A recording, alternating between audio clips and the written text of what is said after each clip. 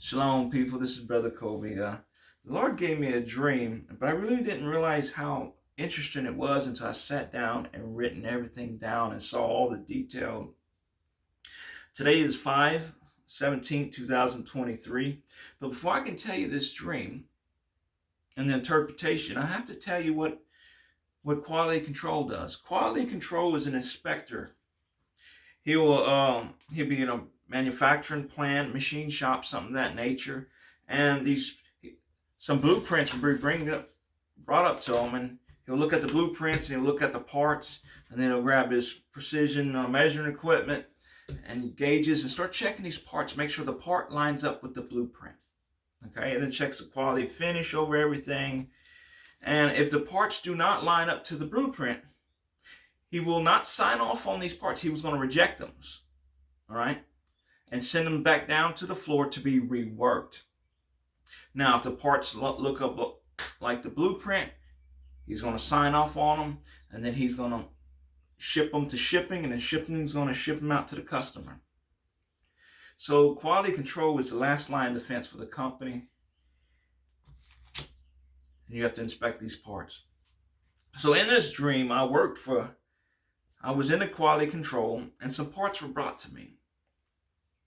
And they looked just horrible. I mean, there was burrs sticking up out, and there was gash marks in them. Looked like somebody took a heavy-duty grinder and started gashing into these parts with it.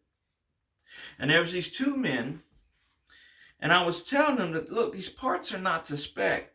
They don't even line up to the blueprint. And I showed them the burrs, I showed them the gash marks and everything.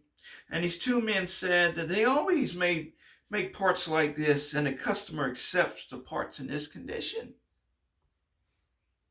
And I told them, I said, no, this isn't going to work. I told them these parts have to be reworked. I will not sign off on them.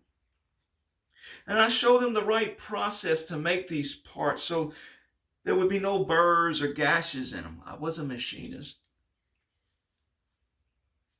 And I let them know, and I reminded them that we were skilled people. We're skilled laborers. We don't just do things halfway, man. And that was the end of the dream. And I started pondering on it. QC. Either they accept it or they reject the parts. Right? And I said, where did I heard those words, accept it and reject it? And then I remembered, many of you are not going to know this, the Geneva Bible speaks that language. This is the 1599, I got the 1560. And this is what it says in Matthew 24, verse 40 and 41. Like the King James will say, or other translations will say that one will be taken and one will be left.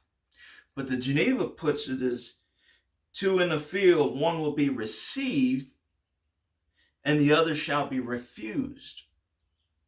Two women be grinding, one will be received, and the other be refused. And I started thinking, wow.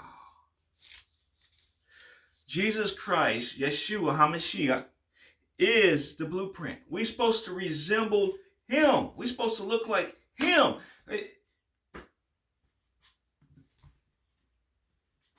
Many people got the attitude, all I got to do is believe in God, and I'm going to go to heaven.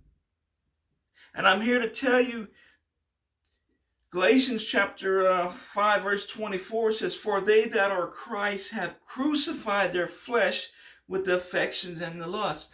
You got to crucify that flesh, people. Paul talks about we are skilled. We have to train like an Olympian, like a runner, like a boxer. And yet you got these people believing that they're going to go to heaven because they believe in God. Even the devil believes that there's a God, and he ain't going. Guys, let us examine ourselves to the Word. And let's labor for the Lord, guys. I believe this dream has to do with the rapture. Some people are going to be accepted, and some people is going to be rejected and You're going to be stuck here and you're going to have to be reworked.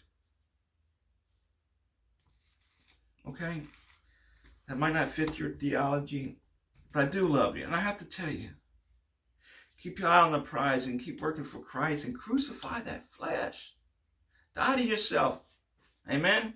Shalom.